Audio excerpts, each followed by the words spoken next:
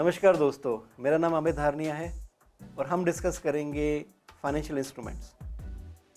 अगर balance sheet में नज़र डालें तो सबसे बड़ा मुद्दा फाइनेंशियल इंस्ट्रूमेंट्स का लगता है और हर कोई इससे डरता भी है कि फाइनेंशियल इंस्ट्रूमेंट्स समझना बहुत ही मुश्किल है या ऐसे विचार आसपास के लोग हमें दे देते हैं।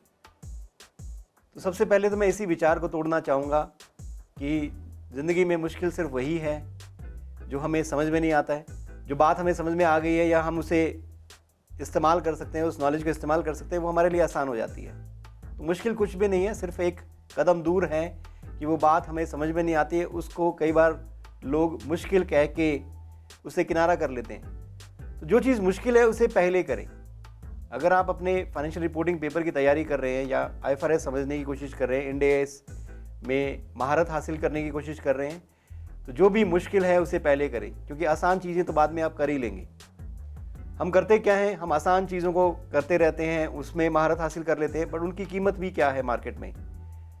कीमत उन लोगों की है जो मुश्किल चीज़ें करते हैं, जो मुश्किल चीज़ों को आसानी से बता पाते हैं और आसानी से किसी कंपनी को हेल्प कर सकते हैं कि हम बताएंगे कि फाइनेंशियल स्टेटमेंट में एक फाइनेंशियल एसेट, एक फाइनेंशियल लायबिलिटी या इक्विटी किस तरीके से प्रेजेंट होगी। उसके लिए एक शब्द दिया गया है फाइनेंशियल इंस्ट्रूमेंट। फाइनेंशियल इंस्ट्रूमेंट दिखाई नहीं देता है, इसका कोई फिजिकल सब्सटेंस नहीं है, फिर भी सबसे बड़ा अहम रोल ये प्ले करता है किसी कंपनी की कामयाबी में। तो क्या होता है फाइनेंशियल इंस्ट्रूमेंट? अगर इसकी गहराई को समझें तो ये कहा जाएगा कि एक ऐसा कॉन्ट्रैक्ट जिसके अंदर एक पार्टी कहती है कि मुझे पैसा लेना है और एक पार्टी कहती है कि मुझे इन्हें पैसा देना है। अगर कोई कॉन्ट्रैक्ट इस बात को नहीं प्रूव कर पा रहा है कि asset of one entity and liability of another, तो फाइनेंशियल इंस्ट्रूमेंट नहीं है। क्या जो आपके हाथ में या आपके पर्स या वॉलेट में जो 100 रुपये का नोट है, क्या वो फाइनेंशियल इंस्ट्रूमेंट है? 2000 का नोट, 200 का नोट, क्या वो फाइनेंशियल इंस्ट्रूमेंट है? क्या आपको लगता है कि आप उसके मालिक हैं, इस वजह से कोई उसका देनदार भी है? कौन है वो देनदार जो आपको एक प्रॉमिस करता है उस नोट पे साफ साफ शब्दों में लिख के, I promise to pay the bearer a sum of 100 rupees. बचपन में जब ये नोट पे ऐसा कुछ लिखा देखते थे, गवर्नर का साइन देखते थे, तो अजीब सा लगता था कि ये क्या कहना चाह रहे हैं, कि कौन देगा हमें ये। उसका कहने का मतलब ये था कि गवर्नर ये प्रॉमिस करता है RBI के बिहाफ पे कि आप 100 रुपये यूनिट की वैल्यू ले सकते हैं, जब आपका मन करे आप 100 रुपये यूनिट की वैल्यू हमसे ले सकते हैं। ये आपके हाथ में एक फाइनेंशियल इंस्ट्रूमेंट है जिसका इस्तेमाल आप कहीं भी कर सकते हैं, जिसकी वजह से आप गुड्स और सर्विसेज खरीद सकते हैं। और किसी दिन हमारा मूड हुआ कि ये इंस्ट्रूमेंट हम मार्केट में नहीं चलने देना चाहते, तो उस दिन हम आपको इसके बदले में कोई और इंस्ट्रूमेंट देंगे, आपको कीमत देंगे जो आपको प्रॉमिस की गई है। कितने लोग 2016 8 नवंबर को लाइनों में खड़े हुए थे, क्योंकि उन्हें उम्मीद थी कि RBI ने प्रॉमिस किया हुआ है कि 500 रुपये या 1000 का नोट जिस किसी सज्जन के पास है वो आके किसी भी बैंक से बदल सकते हैं। ये फाइनेंशियल इंस्ट्रूमेंट हम वापस लेंगे और इसके बदले में आपको दूसरा फाइनेंशियल इंस्ट्रूमेंट दे देंगे। इसके बदले में आपको 100 रुपये कीमत के फाइनेंशियल इंस्ट्रूमेंट्स देंगे और 500 और 1000 के जो फाइनेंशियल इंस्ट्रूमेंट्स है वो हम वापस ले लेंगे, क्योंकि एक वादा था कि हम आपको 500 रुपये अदा करने की जिम्मेवारी लेते हैं। और साइन के साथ वो इंस्ट्रूमेंट आपके हाथ में पकड़ाया गया था। बहुत से लोग घबरा भी गए थे, तो घबराने की ज़रूरत नहीं थी, क्योंकि वादा था तो वादा तो पूरा करेगी सरकार। हाँ, बहुत से लोगों के नोट गुल्लक में रह गए, या दिवाली की थाली में नोट अभी भी पड़ा था, किसी ने उठाया नहीं या रह गया, या ऐसे कोनों में वो नोट्स थे, बेड के नीचे, किसी तकिए के नीचे, किसी पुराने कपड़े की जेब में नोट पड़े हैं। जब अब कभी सफाई करते हैं, दिवाली की सफाई में हमें वो नोट निकल के आते हैं, तो बस यादें रह जाती हैं, क्योंकि उसकी एक समय सीमा थी, उस अदाकारी की एक समय सीमा थी कि इस तारीख तक अगर आप चाहें तो अपने फाइनेंशियल इंस्ट्रूमेंट्स को हमें दे सकते हैं। उसके बाद ये इलीगल करार कर दिया जाएगा। उसके बाद इसकी कीमत कागज़ के टुकड़ों जैसी रह जाएगी और ये फाइनेंशियल इंस्ट्रूमेंट नहीं रहेगा, क्योंकि इसमें जो जान थी वो ये थी कि आपका ये एसेट है और किसी की वो लायबिलिटी है। ऐसे ही अगर आप किसी को प्री पेमेंट कर देते हैं क्या सामने वाली पार्टी ये प्रॉमिस करती है कि हम आपको पैसे आपके वापस लौटा देंगे? क्या उम्मीद है आपकी? आपने प्री पेमेंट किया है क्योंकि आप कोई गुड्स और सर्विसेज लेना चाहते हैं, तो सामने वाली पार्टी ने प्रॉमिस किया था कि हम आपको गुड्स और सर्विसेज दे देंगे। तो कैसे ये फाइनेंशियल इंस्ट्रूमेंट हो जाएगा जब सामने वाली पार्टी ने कहा ही नहीं कि हम आपको मॉनेटरी वैल्यू में आपका पैसा वापस लौटा देंगे? वो नहीं लौटाएंगे, इसलिए प्रीपेड एसेट हमारा फाइनेंशियल इंस्ट्रूमेंट नहीं है। ऐसे ही डेफर्ड टैक्स एसेट या डेफर्ड टैक्स लायबिलिटी एक अकाउंटिंग मेजर है। सामने वाली पार्टी को तो पता भी नहीं है कि हमने अपनी अकाउंटिंग में एक नया शब्द इजाद कर लिया है, ये मॉनिटर करने के लिए कि कितना हम फ्यूचर में टैक्स कम पे करेंगे और कितना हमें फ्यूचर में एक्स्ट्रा टैक्स पे करना पड़ेगा। टैक्स अथॉरिटीज़ को तो इसके बारे में ज्ञान भी नहीं है, तो वो क्यों प्रॉमिस करेंगे हमें कि हम आपको दे देंगे इतना पैसा? तो ये तो फ्यूचर के अकाउंटिंग पे डिपेंड करेगा। हमारे अंदेशों के हिसाब से हमें लगता है कि टैक्सेबल टेम्परेरी डिफरेंस है, डिडक्टेबल टेम्परेरी डिफरेंस है, इस वजह से हम डेफर्ड टैक्स एसेट या डेफर्ड टैक्स लायबिलिटी अपनी बुक्स में रिकॉग्नाइज करते हैं। हाँ, अगर आपने गुड्स बेचे, सामने वाली पार्टी ने कहा कि हम आपको क्रेडिट पीरियड के दौरान ये पैसे दे देंगे, जैसे हमने 90 दिन का क्रेडिट पीरियड दिया सामने वाली पार्टी को कि आप 90 दिन के अंदर पैसे दे सकते हैं। हमें कैश नहीं मिला, हमने गुड्स और सर्विसेज प्रोवाइड की, तो इसके बदले में हम अपनी बुक्स में लिखते हैं ट्रेड रिसीवेबल या डेटर्स कि हम ये पैसा लेने के हकदार हैं। उसके आगे एक मॉनेटरी वैल्यू भी लिखते हैं। इसका मतलब हमारी ये एसेट है और सामने वाली पार्टी की लायबिलिटी है, दोनों एक कॉन्ट्रैक्ट में है जो एम्प्लॉयड है या बिजनेस प्रैक्टिस है। ज़रूरी नहीं है कि रिटन कॉन्ट्रैक्ट किया गया हो, ओरली भी दोनों पार्टीज़ को पता है कि हम आपको गुड्स और सर्विसेज देते हैं और अगर आपने पैसे नहीं दिए तो आपको देने पड़ेंगे, भले ही आज दो, भले ही क्रेडिट पीरियड में दो या बाद में दो।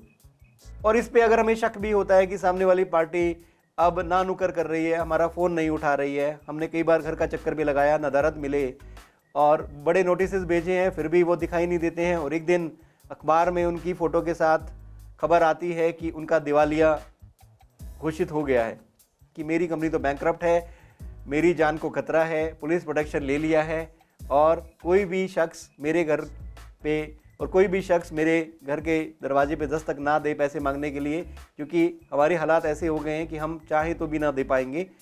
तो अगर ऐसी स्थिति आ गई है और आपने अपनी बुक्स में कोई ट्रेड रिसीवेबल रिकॉर्ड किया है तो उसे इम्पेयर भी करना पड़ेगा और आपको एक कम कीमत पे आपकी बैलेंस शीट में उस अमाउंट को रिकॉर्ड करना पड़ेगा, क्योंकि आप अपने शेयर होल्डर्स, आप अपने इन्वेस्टर्स को गुमराह नहीं कर सकते हैं कि आपने तो करोड़ों के गुड्स बेचे हैं और आप ये भी उम्मीद करके बैठे हैं वो करोड़ों रुपए आ जाएंगे, पर आपको लगता है कि उसमें से कुछ लाख नहीं आने वाले हैं। तो दुनिया को भ्रम में ना रखें, बैड डेट को रिकॉग्नाइज करें, अपने P&L को रिकॉग्नाइज करें। हाँ, जब आप ऐसा कुछ रिकॉग्निशन करते हैं तो रिलेटेड पार्टीज़ का भी ध्यान रख लेना, कहीं पता लगे वो डायरेक्टर की बीवी ही है जिन्होंने ज्वेलरी शॉप से 5 करोड़ के गहने खरीदे थे और एक दिन वो बैड डेट में 5 करोड़ के गहने दिखाई दिए। तो ये तो शेयर होल्डर या इन्वेस्टर के साथ धोखा हो जाएगा कि रिलेटेड पार्टी रिलेशनशिप में आपने गहने बेचे फिर भी आप पैसा रिकवर नहीं कर पाए। ऐसा कैसे हो सकता है? आपकी गारंटी थी या आपकी एक इनडायरेक्टली एक आदेश था जिसकी वजह से ऐसा हुआ और सामने वाली पार्टी अब मुकर रही है, तो आप जिम्मेवार हैं। ऐसे घटनाओं को, ऐसी ट्रांजैक्शंस को हमें दुनिया के सामने पेश करना होगा कि हमने ये रिलेटेड पार्टी ट्रांजैक्शन के साथ ये डील की थी। तो कुछ भी ऐसा एक इवेंट होता है जिसकी वजह से हमें फ्यूचर में इकोनॉमिक बेनिफिट होने वाले हैं जो एक मॉनेटरी वैल्यू में डिफाइन हो सकते हैं। सामने वाली पार्टी हमें वो पैसा देने के लिए तैयार है और हम उसे बड़े कॉन्फिडेंस के साथ अपनी बुक्स में एसेट के रूप में लिख सकते हैं कि ये मेरा फाइनेंशियल एसेट है। तो ज़रूरी नहीं है कि हम हमेशा इन्वेस्ट ही करेंगे, हमें पैसे की ज़रूरत भी पड़ सकती है। और अगर हम उधार लेते हैं तो उस आइटम को हम फाइनेंशियल लायबिलिटी में रिकॉर्ड करते हैं। हम कहते हैं कि हमने 10 लाख रुपए उधार लिए हैं, हमने ये तय किया है कि हम इनको इतना ब्याज देंगे और हम पेमेंट्स इस तरीके से करेंगे। हमने एक कॉन्ट्रैक्चुअल एग्रीमेंट किया है जिसमें ये भी तय हुआ है कि सामने वाली पार्टी हमसे प्रिंसिपल रीपेमेंट की उम्मीद कर रही है, हमसे एक इंटरेस्ट पेमेंट की उम्मीद कर रही है। हमने कूपन रेट डिसाइड किया आपस में कि हर साल हम आपको इतना पेमेंट करेंगे। तो हमें ये भी तय करना है कि हमें इंटरेस्ट कॉस्ट कितना पड़ा। दिखने में तो ऐसा दिख रहा है कि हमने 10 लाख के लोन पे हमें हर साल 1 लाख रुपए की कीमत वापस देनी है, पर अगर गौर से देखें तो पता लगा जब ये पैसे डिसबर्स हुए हमारे बैंक अकाउंट में तो दिखाई दिया कि 10 लाख नहीं आए, 9,70,000 ही हमारे बैंक में दिखाई दे रहे हैं। तो ये 30,000 कहाँ चले गए? बाद में पता लगा, उनको फ़ोन करके पूछा तो कहने लगे ये तो हमारी फाइल प्रोसेसिंग फ़ीस है, ये तो हमारा एडमिनिस्ट्रेटिव एक्सपेंस है, ये तो खर्चा आपको वहन करना ही पड़ेगा। अगर आप लोन लेना चाहते हैं तो कोई चारा नहीं है, ये 30,000 का खर्च आपको उठाना पड़ेगा और आपको हर साल इंटरेस्ट भी देना है। 10% के लोन पे बात हुई और ये अगर 5 साल का लोन है और 10 लाख रुपए अगर आपने लिए हैं तो 1 लाख रुपए आपको ब्याज भी देना होगा हर साल। तो हम इफेक्टिवली देखते हैं तो ये देखते हैं कि हम सिर्फ 5 लाख रुपए का पेमेंट नहीं कर रहे हैं, हम 30,000 का पेमेंट भी करेंगे जो हमें कम मिला।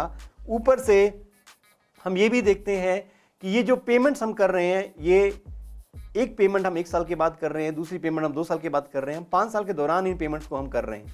तो जो पेमेंट्स हम कर रहे हैं उसका भी एक टाइम वैल्यू ऑफ मनी है। 1 लाख रुपए अगर आप 2 साल बाद देते हैं, क्या उसकी कीमत आज 1 लाख ही रहेगी? 1 लाख रुपए आप 3 साल बाद देते हैं, क्या उसकी कीमत 1 लाख की है?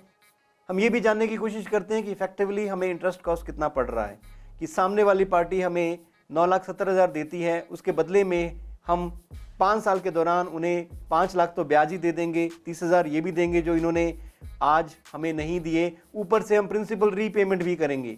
हमें ये 10 लाख रुपया बाइज्जत वापस भी लौटाना है।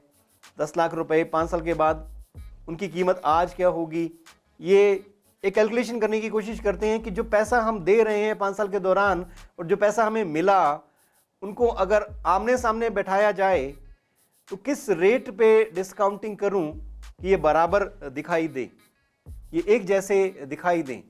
उसके लिए हमें एक कंसेप्ट का यूज़ करना होता है, effective interest rate. Effective interest rate को अगर समझने की कोशिश करें तो वो कुछ इस तरीके से दिखाई देगा।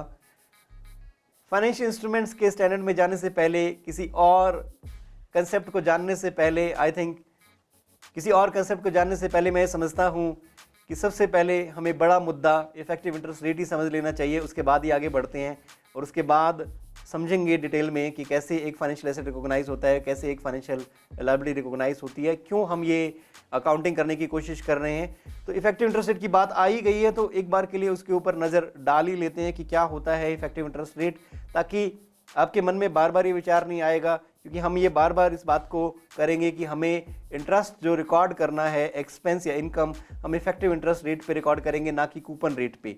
कूपन रेट जो अभी मैंने एग्जांपल लिया उसमें 10% है, बट क्या इफेक्टिवली हमें 10% का ही रेट लगेगा? अगर हम इसे जानने की कोशिश करें तो कुछ इस तरीके से दिखाई देगा, हमारी कैलकुलेशन इस तरीके से होगी।